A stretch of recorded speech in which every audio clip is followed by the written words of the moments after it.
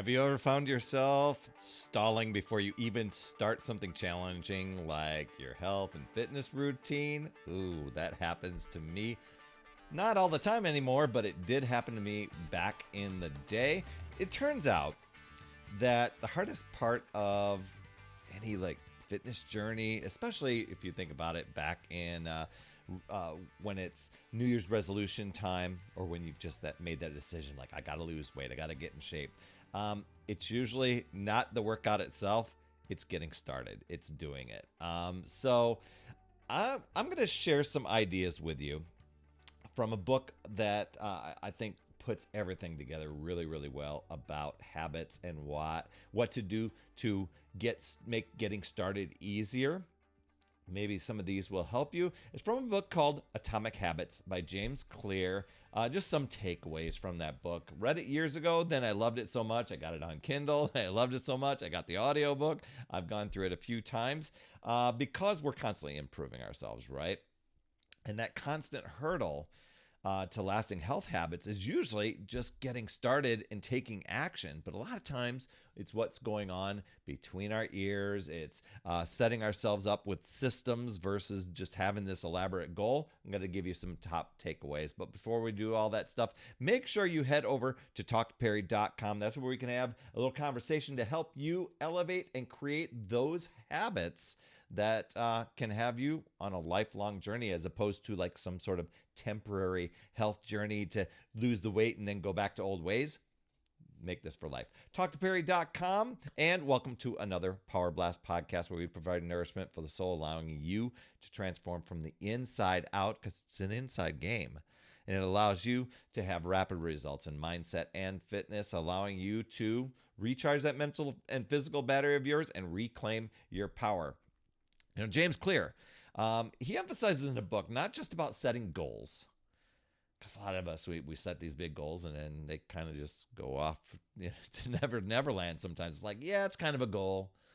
But when I work one-on-one with clients, we really dial in on what that clear goal, a goal is not something that you already know how to do, but something you're not sure how you're going to do it, but you know that you desire to have it done.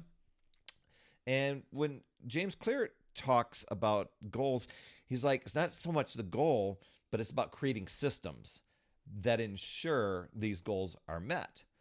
And when I'm working with clients, we have the big overarching goal, but we don't need to know how to get there. For instance, when I was wanting to lose 50 pounds and lose my beer gut, you know what? As much as I wanted to say, here's how I'm going to do it, I really didn't know how it was going to happen, other than I was hoping to show up and exercise and eat right. But I just needed to know what to do next. What are the next things that I needed to do to get to that next base camp, and then to the next base camp after that? And what I found was that I needed to show up for exercise. I needed to get started and get going. So instead of aiming to run a marathon, it's just daily systems of running and recovery, systems that help you focus on the process, not just the end point. And I get it. When we're wanting to exercise and get in shape, we want those results right away, right? But if you really pay attention to the journey, as you go along, you're going to learn a lot of life lessons along the way that you can apply to many, many things. And then you can be like me, where it's a 21-year run, as opposed to, well, I did that thing for 90 days and I'm done. Okay. Another thing that he talks about in the book is emotional influence, not emotional, environmental influence, because your environment, it really influences your habits. And so just setting yourself up for success, that's what I started to look at was, okay, let me set up a little home gym in the corner of my bedroom. But I also went and did a kitchen audit, where if I'm going to eat healthy food and have it right there, I do not want a bunch of temptations around for when I'm stressed or feeling low or feeling like I've got to have something to eat. I didn't want those things in there, so I cleaned it out. Not in a way of I'm depriving myself, but I'm actually enabling myself to continue on the journey that I really want to go. So this could be as simple as just sleeping in your fitness gear and you're ready for your morning workout, or just having it visible, maybe running shoes right next to the door to remind you, hey, let's go for a run. And then identity evolution, that self-image stuff through habits. You're doing these everyday actions. It's a vote for the type of person you are becoming. Okay, and not an eventual becoming, but when I here's an example of when I'm working with a client. We take those things of, who's that ideal person. Let's say you've lost the 100 pounds. Let's go into, you've lost the 100 pounds. What does that person think? What does that person do for exercise? How does that person shop? What is the decision making? And we look at all those things to get those things down, and then we identify those things to start doing right now, as opposed to someday maybe. You start to look at, some of the things you won't maybe be able to do, but some of those things you can. Like working on mindset strategy, working on health habits, working on exercise, those sort of things. You might not be able to do, let's say, running a marathon at your 100-pound weight losses right now. You won't do it at the moment, but you can get into motion. You're showing up. We're looking at little habits there. So you're identifying as that. Then this thing called habit stacking. I know I've talked about it before. You probably heard about it before, but it's just linking new habits with existing ones. You're getting your morning coffee, and that's perfect time to remind yourself, I'm going to do some squats. I'm going to do some stretches. I'm going to do some push-ups.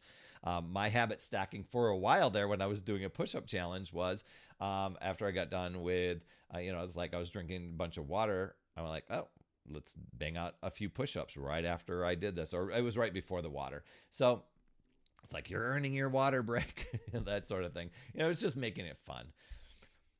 He also in the book talks about compound interest of self-improvement. Now, you may have heard of compound interest as money starts to grow and you keep it going and it earns some interest and it just reinvests itself over time. It starts to compound and grow even faster. Well, you know what? Consistent small efforts with your habits can really lead to significant transformations. I think a lot of times we get programmed in our head that just doing small things aren't really going to do it. They aren't going to add up to results.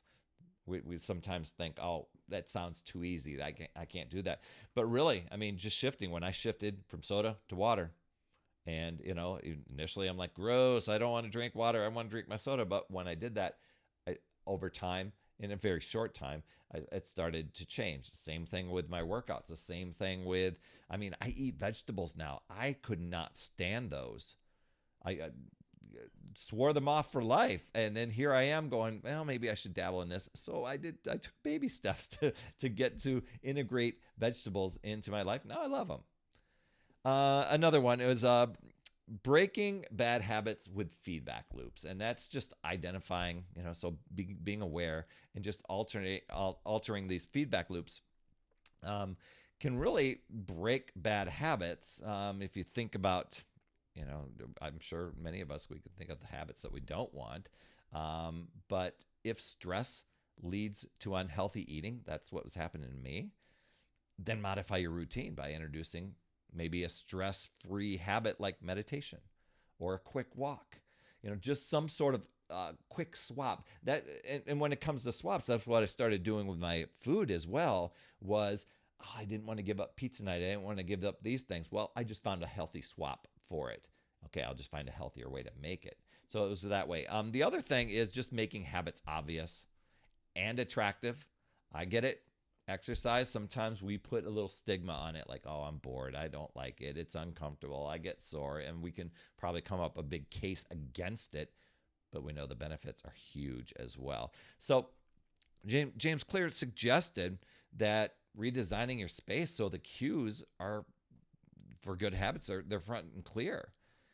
Making the experience more enjoyable. What I started doing was putting little powerful, empowering words around, little phrases, my goals, pictures, mantras, things like that. Anything I could do to start shifting my mindset, to start looking at my environments more empowering. So that's why I did the home gym. I didn't use it as an elaborate coat hanger or anything like that. I got going. Here's another cool thing that he talked about was the 2-minute rule. Start new habits by scaling them down to 2 minutes. So if you're struggling with even getting started, getting your exercise done, just say, I'm just going to do 2 minutes. It's the start that makes it all possible for you. So here was the contract I made myself. Now I stretched out the 2 minutes to a little bit longer. I did 15 minutes. I realized on my hour commute home, I was negotiating myself and trying to strategize to get out of today's workout. So I'd promise myself, oh, I'll do doubles tomorrow. I'll do this. Yeah, I'll talk myself out of it. And then I'm like, I've got to stop this negotiation. Here's the negotiation I'm going to do with myself. I'm going to make myself a promise that every day I'm going to show up at least for 15 minutes. Now, my workouts were anywhere from 30 to 60 minutes at the time. And I said, just 15 minutes. If you're still not into it, you're unmotivated, you're not feeling well, 15 minutes, just do your best, even if you're going through the motions, and that's it. I'll tell you what, it was just the getting started part that all of a sudden I would just finish the workout once I got going. You got to get going. So that's what his 2-minute rule there is there for me. I did 15-minute rule, but you can make that to wherever that is for you. But integrating these principles into your life, it's not just about getting fit. I mean, that's nice, right? But it's about becoming the person who values and enjoys health. And when you start doing that, other opportunities come along that you really didn't expect, you didn't anticipate, but you're kind of like, oh, this is kind of cool. So if you do need a boost or you feel stuck, why not join me for a recharge? Head over to talktoperry.com. We can have a talk about your goals, because a lot of us, we go around life like we are a 6-year-old smartphone with 2% battery life and no charger in sight, and I want to help you. Talktoperry.com. Continuous progress. Always make your habits obvious, make them attractive, make them easy, make them satisfying, and redefine your systems. And those results will follow. Great book. I highly recommend. But remember, it's not just about the intensity or it's not about the intensity of the workout, but it is about the consistency, is the point I want to make. Small, deliberate actions. Small doesn't mean insignificant. It's just those lead to big changes, enduring changes. So let's make those small wins count. You've got this, my friend. I'd love to hear your top takeaway from today. Drop those down in the comments. I promise I will reply. And as always, remember, it's never too late. We'll see you next week. That's another Power Blast podcast in the books. Thanks so much for tuning in. And remember, when you are ready to recharge your battery, make sure you go to talktoperry.com. That's talktoperry.com. That's Perry. And I want to listen. I want to hear, what's going on. I want to help you in that 15-minute call to recharge your battery and reclaim your power so that you're off and running and creating massive momentum toward your dream. Also, every day, I am delivering more motivation, support, tips, and strategies inside my free community with amazing people like yourself. And we are conquering the mindset and the fitness. I do 52 weeks of free training in there. Plus, I coach and I mentor people, as well as give you access to tons of resources and guides. It's called my Upside Down Fitness community because we work on a lot of mindset stuff, the inside stuff. And we're a fun group of people striving to make healthier habits in this awesome chapter of life. So make sure you get in there. I promise you'll absolutely love it. Just head over to upsidedownfit.com and you can get into the group. And hey, you would be an awesome friend if you get over to iTunes or wherever you listen to your podcast and leave an honest rating and review for the Power Blast podcast. It helps awesome people like you find the show even faster, and that's who I'm looking for, awesome people like you. That's all I have for this week, my friend, and just to let you know, you absolutely rock. That's all I have for this week. I'll see you on the next Power Blast podcast, and always remember, it's never too late. We'll see you next week.